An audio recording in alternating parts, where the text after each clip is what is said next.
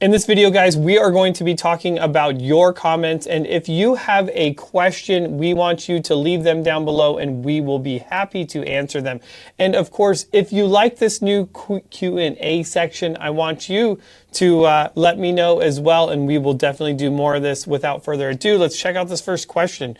So this is on our YouTube, and this comes in, I'm going to screw up some of these names, and I apologize for that. So it looks like it's Lewis Sales, and it says, at WeldTec Designs, does the front track width increase with the lift spindle? And if so, by how much? Thank you in advance. So this is going to be talking about the Chevy Express van. And yes, it's actually going to increase the track width by 1.5 inches. It's 3/4 of an inch per side. Giving that extra width is going to give you a more stable ride and lots of benefits. So definitely, all right, so this one is going to be for eats sakes, I guess. So he says, don't believe everything on YouTube, especially when the salespeople are telling you it's a good idea. So what he's referring to is don't use airbag on your Class C and understanding why. So let's talk about that for a second. So typically on most of these Class Cs, we see people using airbags just to maintain a specific ride height because their vehicle sits too low or because the vehicle's spring has been fatigued over time. So they're using that airbag 100% of the time. An airbag typically is intended to be used when adding additional weight to the vehicle or for towing in that same circumstance. It's not intended to be used all the time, which will make you have a rougher ride. So that is why we encourage you to do a progressive set of springs like we offer at Weld Tec Designs. So yes, we are definitely trying to sell you something, but maybe in a future video, the cost involved with running a progressive leaf spring. So something good, and definitely appreciate the comment though. So I have a 450 dually transit. Will a kit fit that? And that's this is coming from Synchro Simon, I guess. So Synchro Simon, this is a best rear wheel drive transit suspension package. And yes, we do have a all-wheel drive or two-wheel Ford Transit that is built, and you have a motorhome build on it as well. We also offer a leaf spring for the rear of that as well to help with the weight carrying capacity. So we are definitely covering all of those, and if you have any form of transit, we do offer suspension for all of them. All right, so we are talking to K California KLB 3857. Man, that's a mouthful.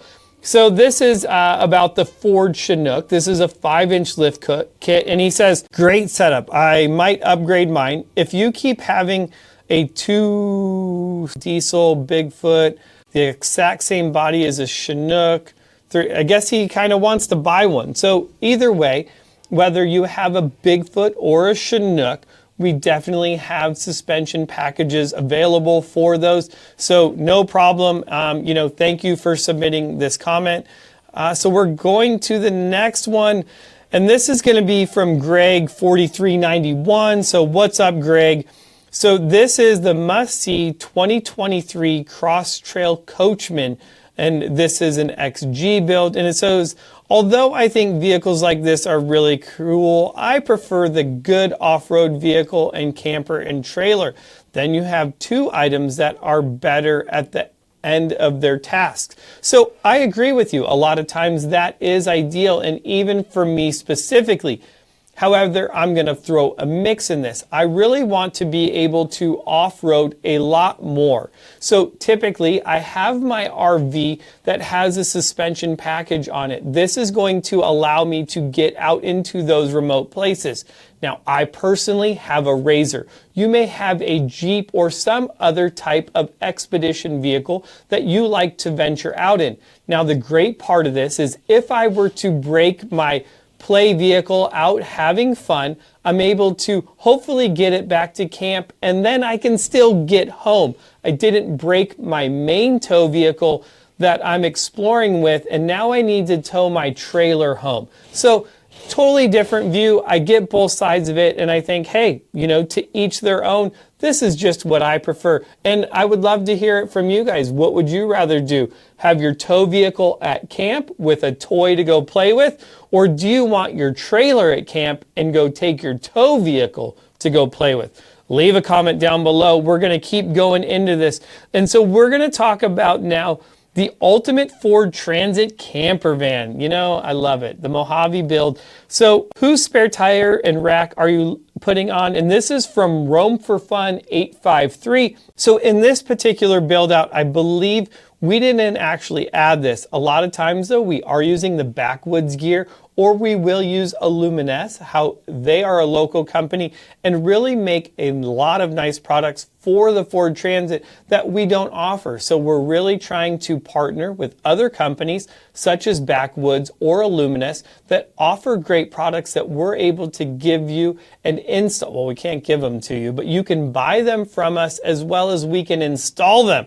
So this is going along. We're just cruising. This is fun. And I hope that you guys are enjoying this, and really encourage you guys to leave comments in our videos because we can go back and just talk about them. It's more in depth than if I were just to type you up something and give you a fake answer. So here we go.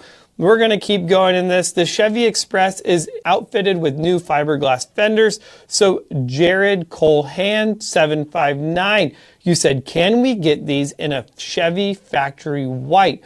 So when we're talking about the fiberglass fenders on the Chevy, so hey, great, let's talk about them for the Ford as well. So any of the fiberglass products that we carry at Weld Tec Designs is actually going to come in a white gel coat. So if you want to paint them, you will have to do that to match your vehicle. And I will always encourage you to install the fenders first, get them to fit really nice, and then remove them and have them painted. So they're all going to come in white. Yes, we've had ours painted black, or on our Ford van, they're painted gray. We're going to keep moving on. So I have Don Grex 4714. Everybody's got numbers on it. We're all just a number, right? Is there a location in North Carolina that can install these kits? And it says UTS, but I'm going to just assume that it means install it. And actually, yes, we do have a company called Piedmont Performance in North Carolina that does install a lot of these kits. They are very knowledgeable and know what they are doing. So if you would like to have a kit installed on the East Coast and you're down south, check out Piedmont Performance. And hey guys, maybe you are a local installer or an RV tech and you would be interested in selling our kits as well as installing them. Well, we do have a dealer link on our website, which you can go ahead and click, fill out that information. We would love to get you guys set up in installing our kits and help you guys out as well. So next one, Econoline versus the Transit, one of my all-time favorite videos. And it says, trust me, you want the 4.6, they don't lie. I think he's being sarcastic. This is Jacob Calloway 6833, because if I have a Ford Econoline, I definitely don't want the 4.6. Personally, I'm going to go with the 5.4, and I know a lot of you out there are going to argue that you would prefer that V10 model, maybe the 6.0 or the 7.3. I know that's a tried and true lover, but me personally, I'm staying with the gas model, and I'm going with the 5.4. That's what I have in my van as well.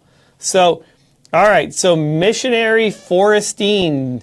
All right, so this is quite long. I'm going to read this. So it says, I wish you would have given a conclusion of the comparison.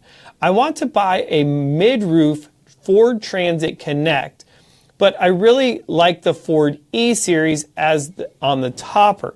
Also, I would like a smaller version to carry a smaller trailer, 4,000 to 5,000 pounds. What is the best way to do this? I would appreciate your opinion if you would. Thank you. I watch to learn, but I'm no mechanic, as I'm just a woman. I just want to know which would be best for me. Thank you very much. All right, so this is going to be easy. And again, this is my opinion. And I have owned the Ford Econoline for 20 years. I've owned a Ford Transit since 2018. So I have a lot of experience driving both vehicles. Now, let's take the first thing that she wants to talk about in this and saying, I want to tow a small trailer that's 4,000 to 5,000 pounds. And I'm going to get kickback on this because I know that the 3.5-liter Ford Transit is going to tow better than the 3.5, 2.8. Man, now I got all these engine sizes just mixed up in my head. So the 3.5-liter EcoBoost is going to tow a lot better, but still I'm not happy with it. And towing 5,000 pounds, I do that. I have a small 21-foot boat that I've towed with my Ford Transit and just completely been like, ooh, I don't really like this, and it's not even for a long distance.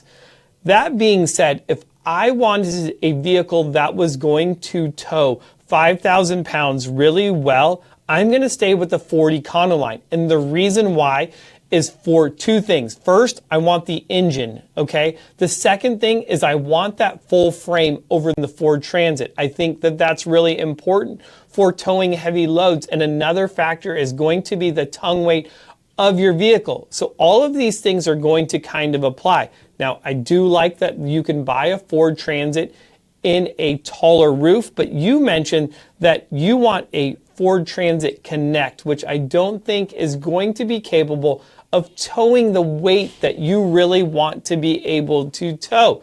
So again, guys, this is my 10 cents, right? And you may be asking, why 10 cents? Because you can head over to Jeremy's World 10 and learn all about more specific, in detailed content that we typically don't cover at Weld Tec Designs. So super important. So again, missionary foresting, I'm going to tell you Ford Econoline, have a fiberine top put in it. It's going to be relatively inexpensive. You're going to get that larger V8 for towing as well as that frame to be able to tow your 5,000 pound trailer. I hope that helped you a bunch. And of course, if I had to type that up, oh my gosh, I don't even know what I would do. All right, that's enough questions for today. I hope you guys found this helpful. And if you did, like and subscribe to this channel. I will see you guys in the next video.